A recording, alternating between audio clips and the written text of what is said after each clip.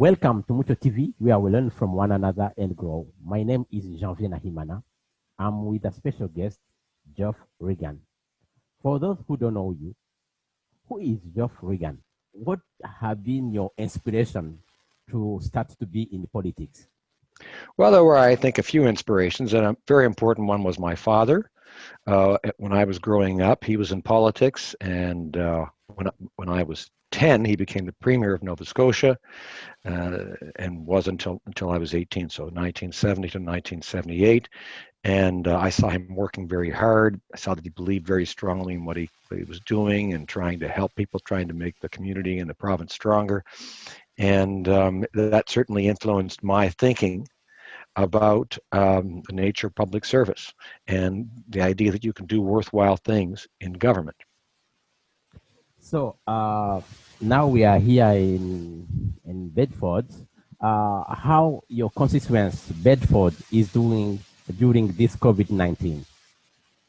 Well, on the overall, I think people are doing well, but of course there are those who face greater challenges than others. And that's one of the reasons why the government has put in place a number of programs to assist people. I've certainly heard from people who very much appreciate the emergency response benefit that was providing important revenue to people whose jobs were shut down during the lockdown, for example, and in some cases that's still going. And others, who, for instance, appreciated the wage subsidy that helped to maintain the connection between the employer and the employees, and help people, of course, help small businesses to survive through this time, and help to ensure that those employees still had their jobs and their incomes. But it has been very difficult and a very sad time, particularly for those who've lost loved ones. And we've certainly seen quite a bit of that, although not as much as some places. And I think many Nova Scotians feel very fortunate to live in this area with what we now call the Atlantic bubble, where things have gone quite well relative to other parts of North America, for example, where we've seen larger numbers of COVID-19 cases. So Bedford was strong before COVID-19. How do you see the future for Bedford in coming days?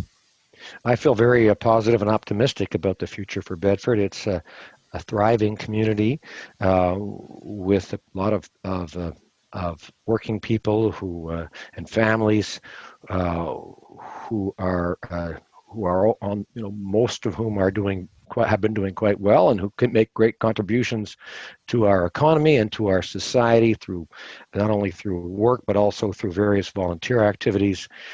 We have, I think, a very cohesive community with a lot going on. It's a growing community. Particularly if you look at West Bedford or Bedford South, we've seen tremendous growth the last few years.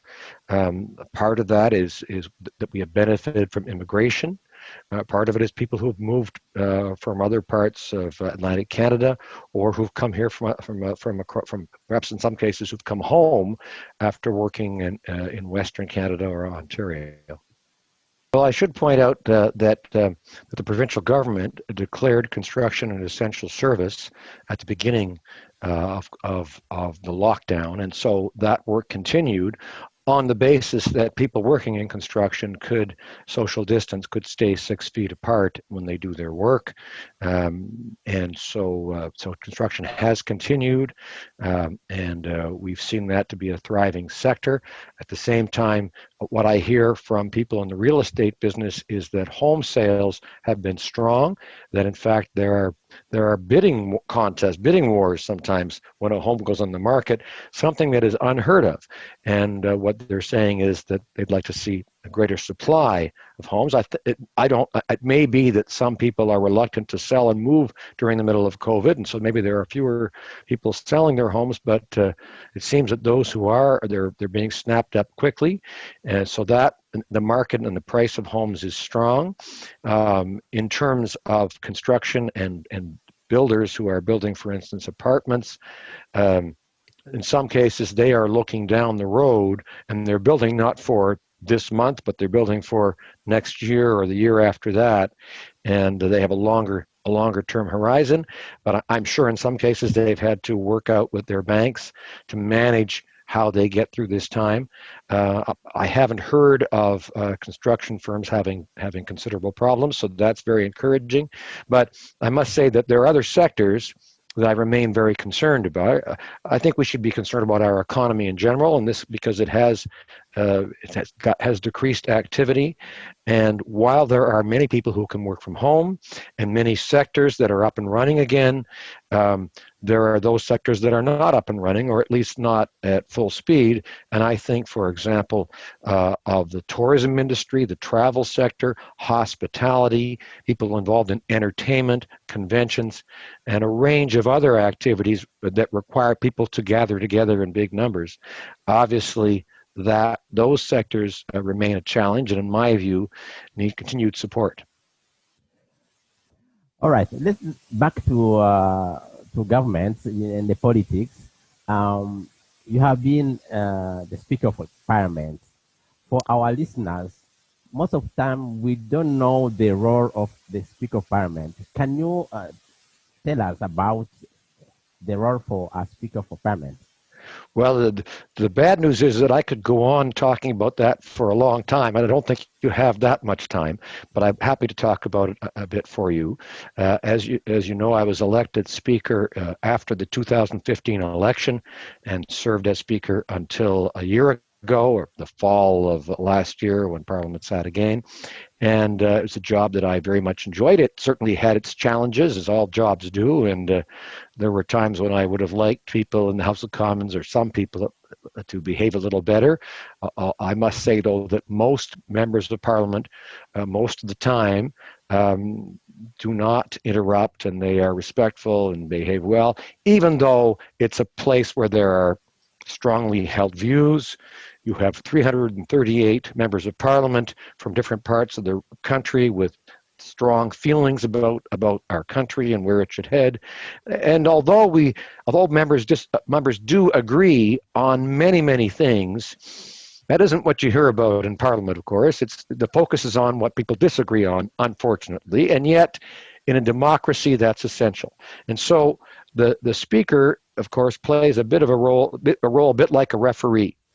And tries to ensure that the rules are followed, that everyone has a fair chance to speak, that the votes are conducted in a proper manner, and that sort of thing. But the Speaker has two other, along with presiding in the House of Commons and trying to achieve a good decorum in the House of Commons, the Speaker also has a diplomatic role and often welcomes visiting delegations, sometimes, for instance, prime ministers or presidents who visit. I had the honor of welcoming President Obama, while he was still president, into my office before he spoke in the House of Commons to a joint session, which was quite a thrill for me. But I also had many occasions to meet with ambassadors and high commissioners. And before each of those meetings, I would have a briefing book of about 30 pages or so to read about the country in question, about our relations with that country, our bilateral relations, our commercial relations, what's happening in that region of the world. And so it was a great opportunity to establish a network and also to learn a lot about our relations and what's happening with different parts of the world.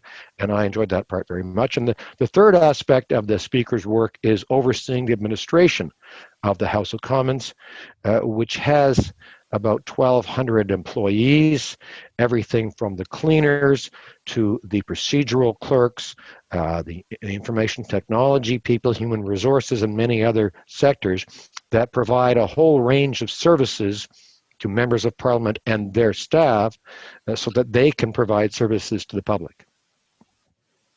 That's really a role very important. And usually, when I was looking on TV with my kids, because some they know you. My son is in Air Cadet, and Ah, he has seen you sometimes on parade, and my kid also they saw you for the event we organized École du Sommet a few years ago.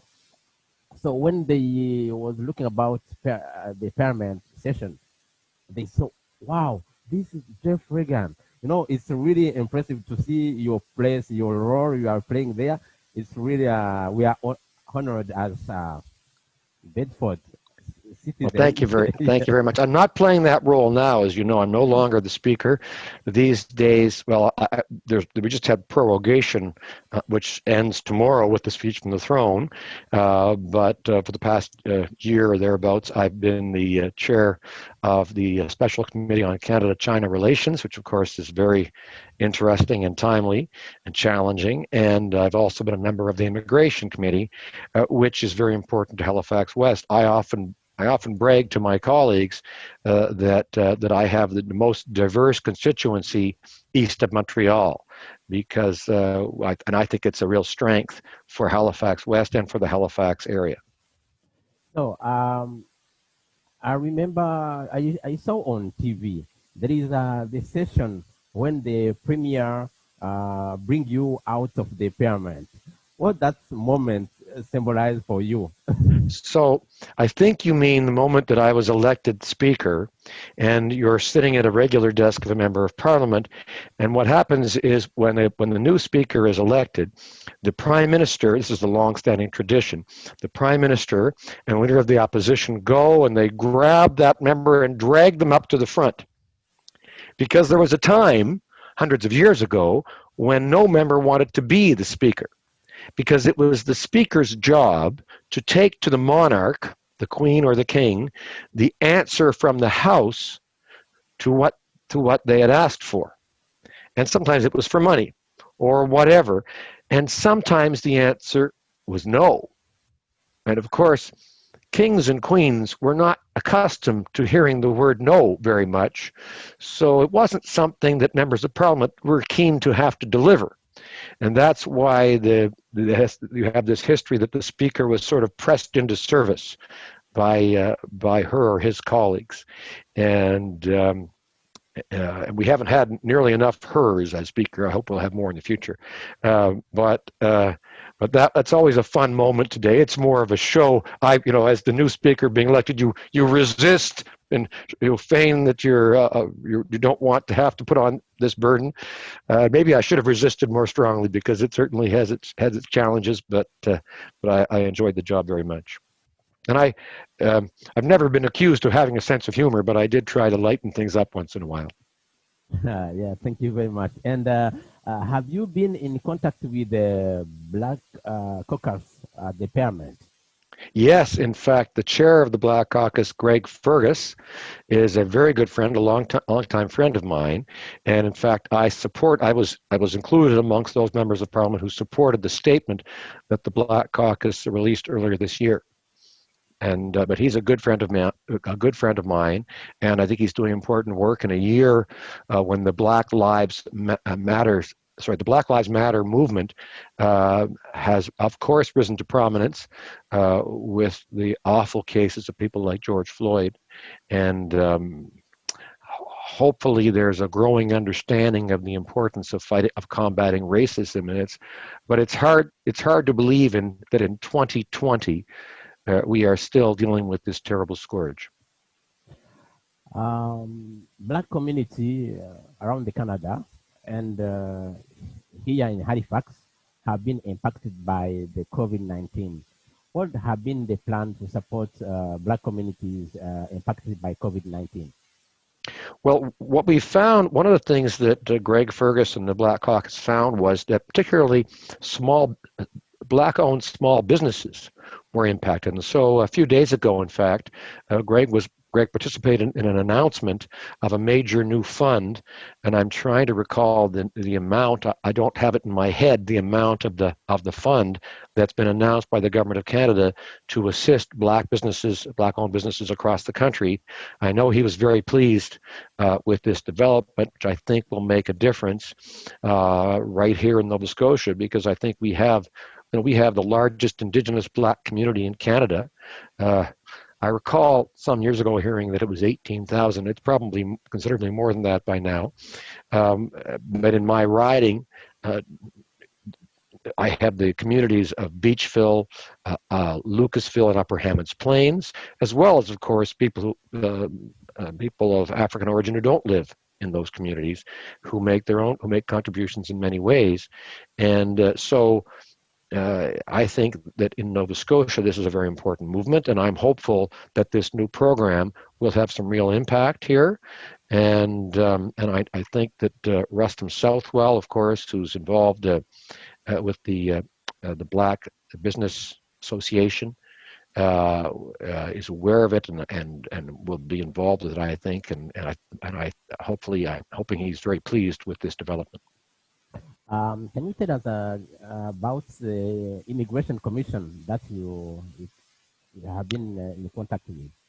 So this is the Standing Committee of the House of Commons on Immigration, and as a committee of the House, it has members from all of the main parties. In the House of Commons, the standing orders or the rules of the House of Commons provide that to be a recognized political party, you have to have at least 12 members. And so under those rules, the parties that qualify for that and qualify to be on committees are the Liberal Party, the Conservative Party, the Bloc Québécois, and the New Democratic Party. The Green Party with only 3 members is not considered a recognized party. However, its members sometimes will sit in on committee meetings and with unanimous consent of the committee can ask questions of a witness, and I've certainly seen that happen from time to time. So, but generally speaking, it's the more major parties, four major parties, pardon me, that have members on the committee, and the Immigration Committee is able to look at all aspects of immigration for Canada, what's working, what's not working, what should we improve. At least once or twice a year, usually twice a year, the Minister of Immigration, Marco Mendicino, now comes and appears and answers questions. We often have officials from the department who will answer our questions, and the committee will undertake studies of certain aspects of immigration. For instance, settlement services, for example, might be an area we would study to examine whether or not the government is supporting settlement in appropriate ways, and is what's working and what isn't working. So I'm African immigrant here in Canada, and I would like to know their relation between Canada and Africa, because there are different continents that maybe they have been a long time in contact with Africa via what we know like colonization, but I would like to know how is the relation between Canada and Africa in different areas. Can be business, because they used to say that Africa is the continent for the future, and how is the relation between Canada and Africa? Well, of course, we're talking about many, many countries in Africa, and we have bilateral relations with each of those countries. But from what I've seen as speaker, we have very good relations with those countries. In fact, one of the ways that I got to interact with people from African countries was through the Commonwealth Speakers Conference, which happens every 2 years. And in the off year, the executive of that group meets, and Canada is always a member of the executive because it started the organization. So I had quite a few opportunities to meet with speakers of Commonwealth countries in Africa. I had other occasions when speakers or delegations from African countries would come to Canada and visit, and I can tell you that what I saw, not only in the readings that I did in advance of those meetings, but also in the exchanges with those delegations or speakers or sometimes ambassadors or high commissioners, was a very strong relationship. Partly, I think, because Canada is seen as kind of an honest broker, as a country that does not have a history of colonialism, of being a colonial power, and I must say that, for me, it was very heartwarming at some of these conferences to see the positive way that Canada is viewed. I also had the experience in 2007, long before I was speaker, of going to 3 francophone West African countries with then Speaker Peter Milliken, who led a delegation there in support of democratic development to Benin, Burkina Faso, and Mali. And in each of those countries, we had 2-day seminars discussing how each parliament works and sharing and understanding and knowledge about how what we do in our parliament and how our democracy functions, hearing about theirs as well, talking about the role of the Library of Parliament, the supports that members have so they can question the government, talking about the role of the opposition in holding government to account. And these are, in our democracy, of course, essential parts of the way that our parliament works, so that with the idea that our government will work better for all Canadians. And we found at the time, certainly we had a very warm welcome out to all the countries we visited, and a great interest in how Canada functions. And in fact, one of the things the House of Commons does is that it offers a parliamentary officer study program whereby people who work in the administration of parliaments in other countries will come to Canada for a week and of study to learn about how we do things. And they may, when people do that, they may go back with some new ideas. They might say, well, I like this, but not this. And it's so, as we have these kind of exchanges, it allows Canadians who visit other countries to learn about how they think and maybe adopt some new ideas. And also the reverse happens and people may adopt ideas from us as well. But my experience has been that Canada is extremely positively viewed around the world, and certainly in Africa, and it's good to see that.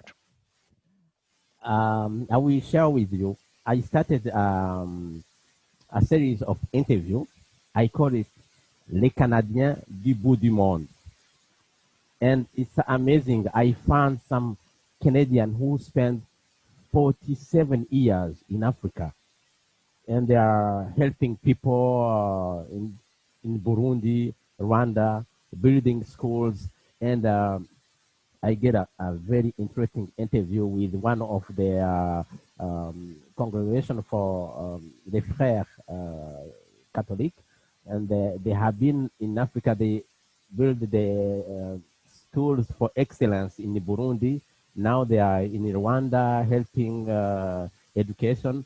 So it's important that to share those stories for Canadians who help that to build a peaceful world. There are so many examples of that, and when we were in Benin, Burkina Faso, and Mali, along with the 2-day seminars, we'd usually be there a third day, and we would visit a project, a Canadian project, for instance, whether it was supported by the Canadian International Development Agency, but usually it was a non-governmental organization like the Catholic Brothers that you mentioned, the Frères Catholiques, or so many other organizations, not just of Canadians, but we'd see other people from other countries as well, of course, involved. And but it's wonderful. It's very encouraging to see the work that Canadians, the positive work that Canadians do in Africa and elsewhere, and how they're welcomed and how Canada is viewed as a contributor to the world. We are a group of Africans living here in Canada. There are some from Ottawa, from Nova Scotia, and we are building a group. We call it Canada for Africa. That to show that we immigrants living here in Canada, we can be ambassadors. We can be connectors with company doing business. How a group like that can be welcomed in Canada? Do you think that we have a role to play as immigrants living in Canada? Absolutely, I do, and I think we've seen many examples throughout Canadian history, certainly the last 100 years, of Canadians coming from all over the world, and of them using their knowledge of other countries, of the culture, of the language of those countries to create links between Canada and whichever country we're speaking of, which helps to create opportunities for Canadian businesses.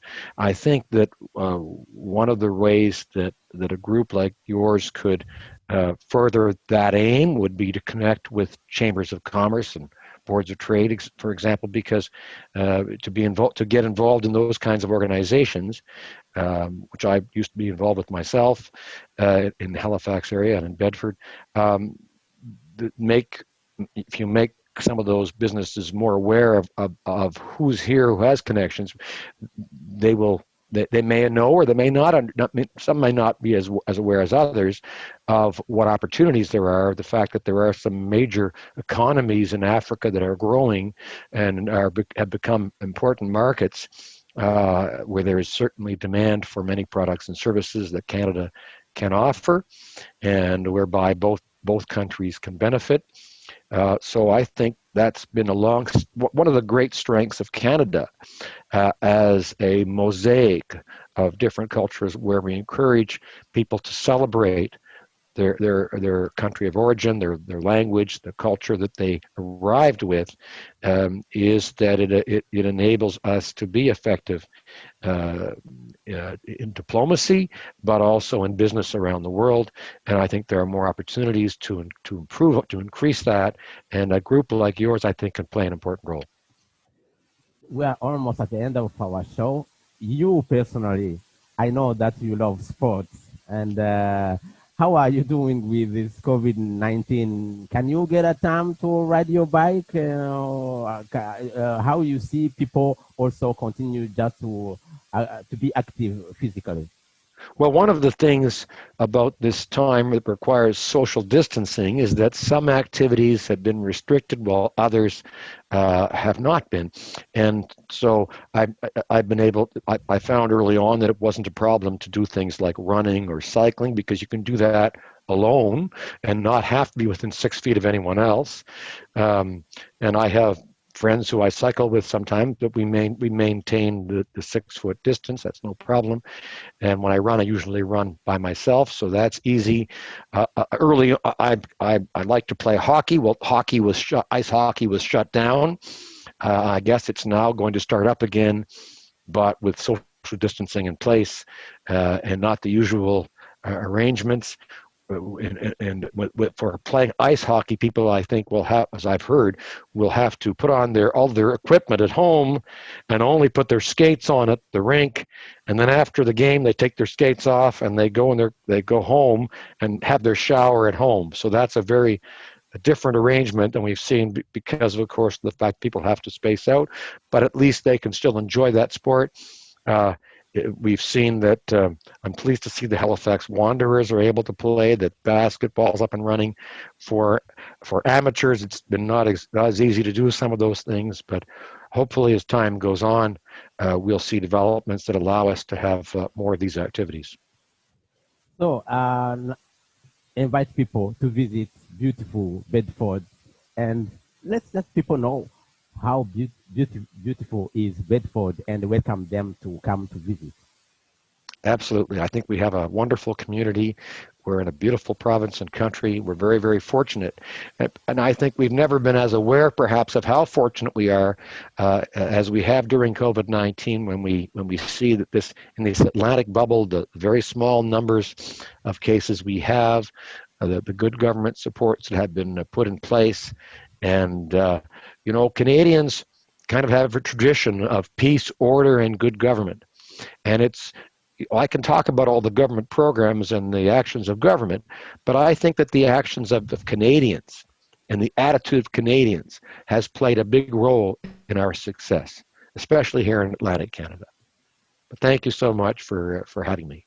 Thank you very much, and we wish you all the best, and we will come to you again that will share your story and connect with our community members. And our show is Let's Talk, Share, Open Conversation. Thank you Well, very much. thank you very much. Merci beaucoup et à la prochaine. Merci beaucoup.